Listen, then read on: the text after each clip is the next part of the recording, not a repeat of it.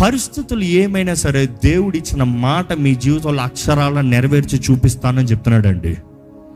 మీకు దేవుడిచ్చిన వాగ్దానాలు, దేవుడు మీ చేతి పనిని, పోరాటాల్లో, శ్రమల్లో, కష్టాల్లో, పరీక్షలు ఉన్నానన్న మీరు ఒకసారి పరీక్షించుకోండి. దేవుని వాక్యము మీ హృదయంలో ఉందా? లేకపోతే first take a promise from God, take a word from God. What does God have to tell in your life? దేవుడు ఏంటి మీ జీవితంలో చెప్పేది?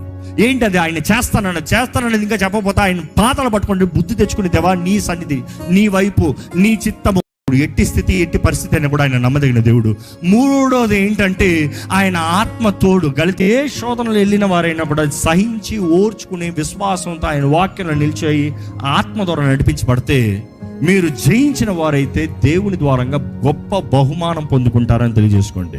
ఓర్చుకోగలరో, ఎంతైతే సహించగలరో, ఎంతైతే పోరాడగలరో, ఎంతైతే ఎదిరించగలరో అంతవరకు మాత్రమే దేవుడు అనుమతించాడంట. దానికి మించి మిమ్మల్ని అనుమతించలేదంట. దేవునికి ఇష్టలుగా, దేవుని వాక్యం తగినట్టుగా దేవుని పాదాలు పట్టుకుని జీవిస్తున్నామా? ఎందుకంటే ఆయన కృప కనికరం కలిగిన దేవుడు. ఈ రోజు కానీ మన పశ్చాత్తాపడితే మన కీడును కొట్టివేసి మనకు మేలుగా మార్చే దేవుడు అండి.